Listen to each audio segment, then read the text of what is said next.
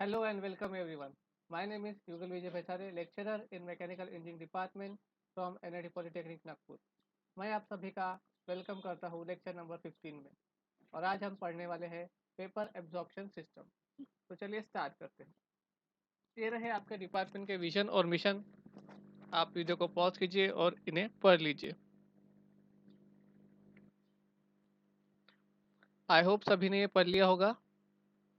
So summary of previous lecture हमने पहले पढ़ा था multi stage vapour compression system, और आज हम पढ़ेंगे कि डिस्क्राइब कैसे करेंगे वेपर एब्जॉर्प्शन सिस्टम को। और ये रहे आपके प्रोग्राम आउटकम्स। सो चलिए स्टार्ट करते हैं वेपर एब्जॉर्प्शन सिस्टम।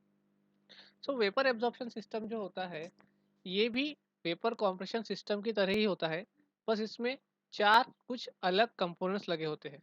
वो क्या कंपोनेंट्स है चलिए देखते हैं। ये है diagram for vapour absorption system. यहाँ पर भी सेम टू सेम कंपोनेंट्स आपके कंडेंसर, एक्सपांशन वॉल, इवापोरेटर लगा होता है, लेकिन यहाँ पर कॉम्प्रेसर नहीं होता है। कॉम्प्रेसर की जगह पे आपको चार कंपोनेंट दिखेंगे। चार कंपोनेंट कौन से? एब्जॉर्बर, जनरेटर, पंप और रिड्यूसिंग वॉल। और क्या दिखेगा? Reducing wall. तो ये चार कंपोनेंट जो होता है, ये चार कंपोनेंट मिलके क्या करते हैं? आपके कॉम्प्रेसर का काम करते हैं। इसमें जो सॉल्यूशन यूज होता है, इसमें जो रेफ्रिजरेंट यूज होता है वो होता है अमोनिया सॉल्यूशन। ठीक है, एक्वा अमोनिया।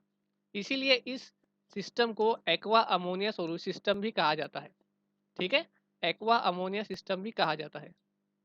तो अब इसकी हम वर्किंग के बारे में देखते हैं।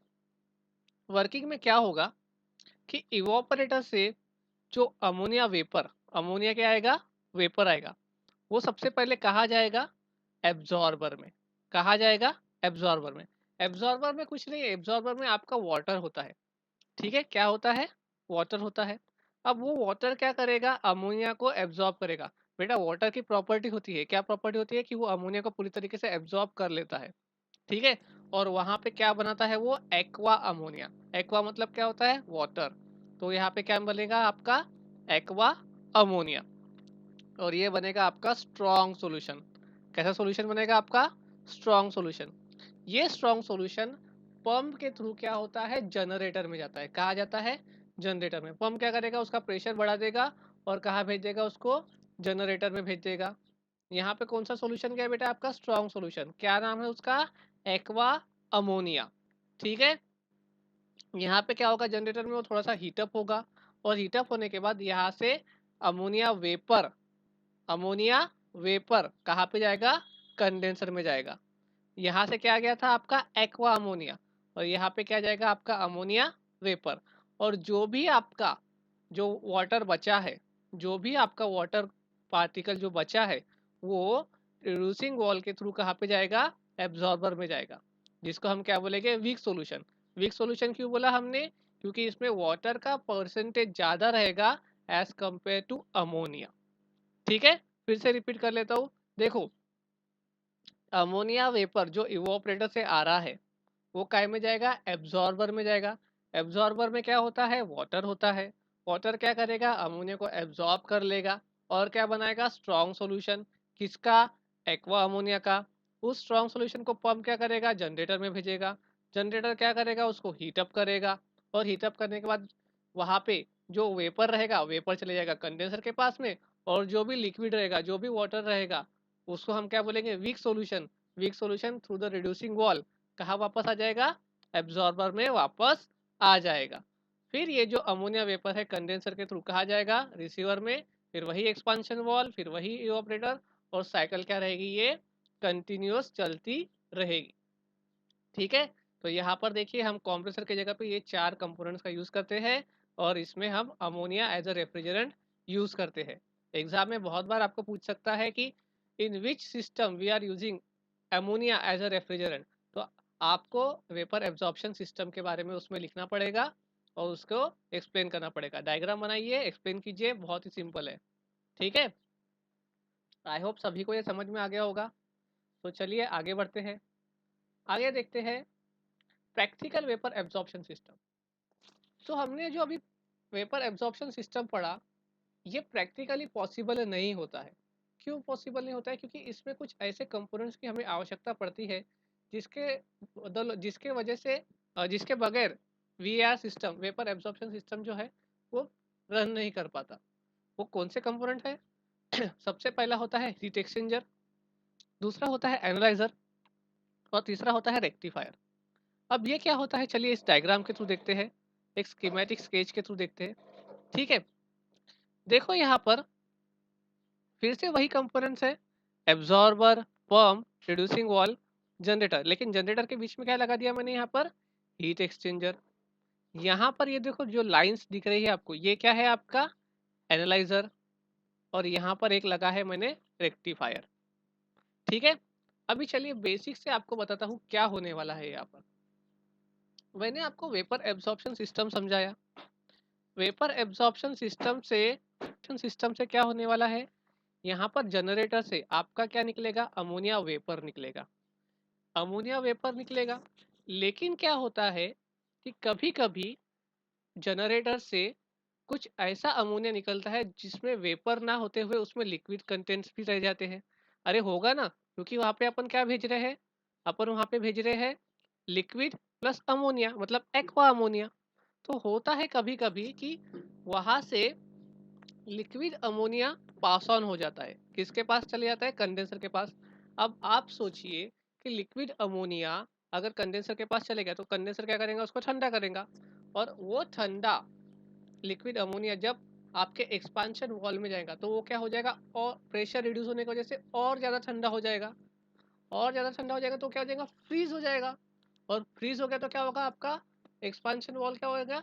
चोकअप हो जाएगा, है ना? वो वही के वही जम जाएगा, वहाँ पे चोक हो जाएगा। इसीलिए क्या किया जाता है कि जनरेटर में यहाँ पर एक छोटी छोटी लाइंस, छोटी छोटी जो लाइंस दिख रही है आपको, यह है एनालाइजर। एनालाइजर ट्यूब लगाया जाता है। इससे क्या होता है?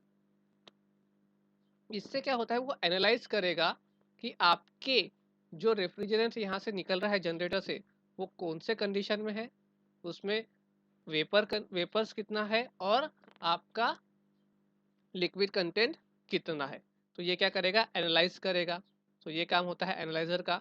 उसके बाद वो जो आपका अमोनिया सिस्टम है वो कहा जाएगा आपके रेक्टिफायर में। रेक्टिफायर क्या करेगा? आपने जो भी एनालाइज करके डाटा आपको आपने भेजा है, वो रेक्टिफायर क्या करेगा? आपका उसमें से जितना भी लिक्विड सॉल्यूशन रहेगा वो क्या करेगा? वापस से कहाँ भेज देगा? जनरेटर में। और सिर्फ वेपर सॉल्यूशन कहाँ भेजेगा? आपके कंडेंसर के पास। डिहाइड्रेटेड अमोनिया वेपर, देखो क्या बोल रहा है? Dehydrated ammonia vapours. तो डिहाइड्रेटेड अमोनिया वेपर्स उसने कहाँ भेज दिया? कंडेंसर के पास। और जितना भी मॉइस्चर, मतलब जितना भी वाटर पार्टिकल होगा वो पूरा का पूरा वापस कहाँ भेज देगा? जनरेटर के पास। तो इसके वजह से आपके जो एक्सपांशन वॉल है इसके ऊपर कोई भी प्रेशर नहीं आता, मतलब चोकअप की समस्या जो हो रही थी वो क्या हो जाएगी? पूरी की पूरी खत्म हो जाएगी।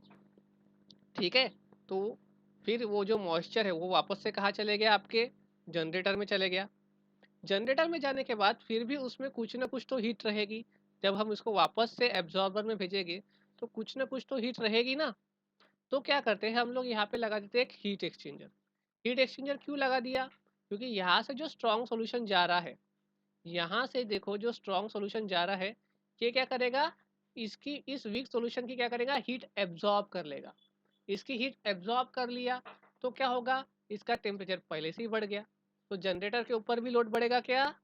नहीं बढ़ेगा। जनरेटर को भी कम काम करना पड़ेगा, क्योंकि उसने थोड़ा सा काम तो यहीं पे कर लिया ना। 20% काम मान लो, 20% काम उसने यहाँ पे कर लिया। तो जनरेटर को कितना परसेंट काम करना पड़ेगा? 80% काम करना पड़ेगा। तो आपकी यहाँ पे क्या हो जाएगी? सीओपी, आपकी जो सीओपी है वो क्या हो जाएगी? बढ़ जाएगी। समझ में आ गया? प्रैक्टिकल वेपर एब्जॉर्प्शन सिस्टम फिर से एक बार रिपीट कर लेता हूँ, देखो फिर से बताता हूँ। प्रैक्टिकल वेपर एब्जॉर्प्शन सिस्टम में तीन इंपॉर्टेंट कंपोनेंट्स होते हैं। एक होता है हीट एक्सचेंजर, एनालाइजर और रेक्टिफायर। तो सबसे पहला जो कंपोनेंट होता है एनालाइजर। एनालाइजर क्या करेगा? जनरेटर से जो भी आपका अमोनिया निकल रहा है उसको एनालाइज करेगा कि उसमें कितना परसेंटेज मॉइस्चर है और कितना परसेंटेज डिहाइड्रेटेड अमोनिया वेपर्स है। ठीक है, फिर वो जाएगा कहाँ पे? आपके रेक्टिफायर में।